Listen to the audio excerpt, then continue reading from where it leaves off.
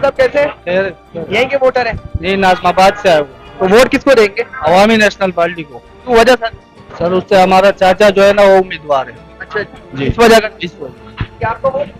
Sir, मेरा vote है और रंगी टाउन से। तो वोट किस पार्टी को देना चाहिए? वोट तो पीटीआई है मेरा। क्यों वजह? वजह पहले पीटीआई को दिया तो अभी यहीं के वोटर है आप? जी जी, यहाँ का वोट है। ठीक है ठीक है ठीक है। सर डिस्टर्ब तो नहीं कर रहा हूं आप लोगों को? कैसे हैं आप, खैरियत से? नहीं नहीं आप भी। बस एक सवाल करूंगा, वोट किसको देंगे आप? वोट मौका देख के देंगे कि किसको देना है। क्यों वजह सर? क्या सोचेंगे? सोचना पड़ेगा। लोग पहले शौक से जाते थे वोट कास्ट करने, अब सोच रहे आप? पीपल पार्टी तो फेल हो चुके हैं यहाँ पे। पीटीआई का है तो पीटीआई का भी कोई क्लियर हो नहीं रहा। किसको देंगे आप?